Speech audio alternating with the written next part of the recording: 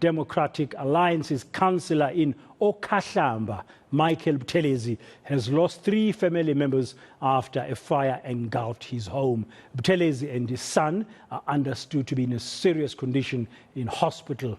At this stage, the deadly incident at the councillor's house has not been linked to political violence in KwaZulu-Natal. Dasen Thathiah has been taking a closer look at the facts surrounding the fire. He's joining us now at the family home. Good afternoon, Dasen. Not a good day for the Buthelezi family in Okhahlamba there. And we can see the building of the home that's been gutted by fire behind you. What is the latest you can tell us? What do we know about what actually happened? Well, Pradan, what we have now established is that it's actually worse than we initially anticipated. We just left the hospital a short while ago. That's where Michael Buthelezi is recovering. He is still under medication and he's recovering in hospital. But we've also established now through the police that his other child has since passed away. It's unclear whether he's aware of that yet, but for now that means that his entire family has been lost to this fire that broke out in this house behind me. I just want to take you a little bit closer to show you exactly what we've established so far. In the brief interactions that we witnessed between Michael Buthelezi as well as the DA leader, Francois Rogers, he was explaining to him that they were inside this house during the early hours of Sunday morning. This is where they lived. It was him, his children and his wife. And he says that there was something that was thrown in through the window twice. There were 2 devices, possibly incendiary devices, that were thrown in here, and that he recalls that there was a loud bang or a flash that then happened. And after that, there was a fire, and he describes those moments just before he lost consciousness of how his wife and his children had also passed out. So what this essentially meant is, according to his version, this is the living area of this house. It means that if a fire broke out here, him and his family would have been trapped in that room over there. That's the doorway that you're seeing now. The motive for this, still unclear. In fact, interestingly, when I spoke to the police this morning, at that point, this was still being regarded as an inquest. So there was an appeal that was made by police then during that little interview clip that they provided me with, saying that if there was anyone that had information that they should come forward. But as of that time that we were chatting, it was an inquest. But this is not the version of Michael Buthelezi, and that came out during the engagement with Francois Rogers, who now joins me here. He's the leader of the DA in KwaZulu-Natal. Horrible day for the Buthelezi family, for your party. I know that you did engage with Michael in hospital. I think first and foremost, one of the questions that's top of mind is, if that version is true and accurate, why does it appear that he would have been targeted in this way? Well, it's very tragic indeed. Visiting Michael, one can see he's a broken man. He's lost his entire family in an incident of this nature.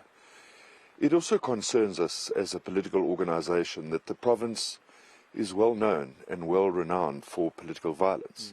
Michael was a councillor, so one doesn't want to jump to conclusions, but at the very same time, this is now when SAPS needs to get its house in order and come to the bottom of exactly what caused this tragedy. You can clearly see, and listening to Michael, this was no electrical fire. This was 2 explosions that took place and caused this devastation. What also worries me is none of this area has been cordoned off by SAPS. We haven't entered the home because there should be some sort of forensic investigation. But I think it's time that, once again, Becky clearly told us that there's a special unit to investigate the possibility of political killings. And I think now he needs to stand up. Now Lieutenant General Mkonazi needs to show us that this unit works, investigate this unit, and let's get to the bottom of this absolute devastating travesty.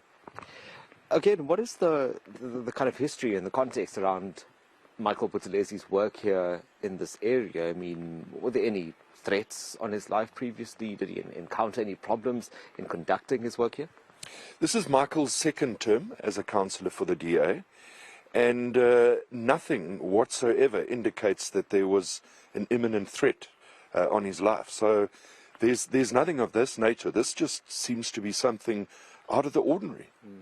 What of his safety now? Because if there was someone that was in fact targeting him and he's recovering in hospital, have there been any arrangements that have been made to protect him?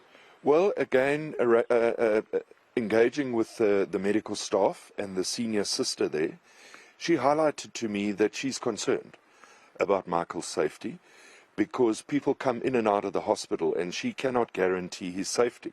So if this is in fact some sort of sinister plot, then I will also be engaging, as will our political head, Alf Lees, with the local station commander here, to make sure that there is some SAPS protection for Councillor Buthelezi in the hospital.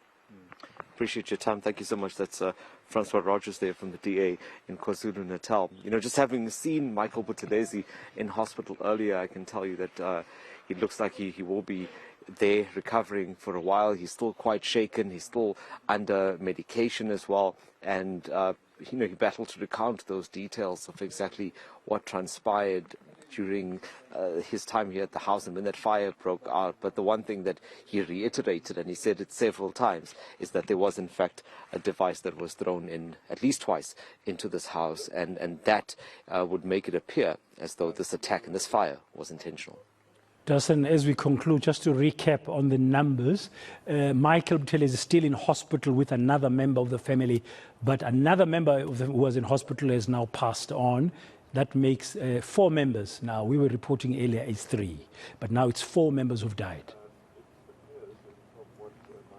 That's correct. So Michael Buthelezi had initially been with one of his children in hospital, and both of them were recovering. That child, we are now told, has since passed away, which, in addition with the 2 other children and his wife, does make it 4. Thank you very much, Dasen Thathiah, at the home in Okhahlamba district of DA Councillor Michael Buthelezi. Sadly, a 4th member of the family passing away after this fire. Earlier reports had said 3. Now, Dasen updating us with the latest developments there. The Buthelezis have lost 4 family members. He still remains in hospital, and the investigation is going to be ongoing. What the family claims is that there was a device that was thrown into their home and then the fire happened earlier. We don't know why. I'm sure the police will get to the bottom of it. Now,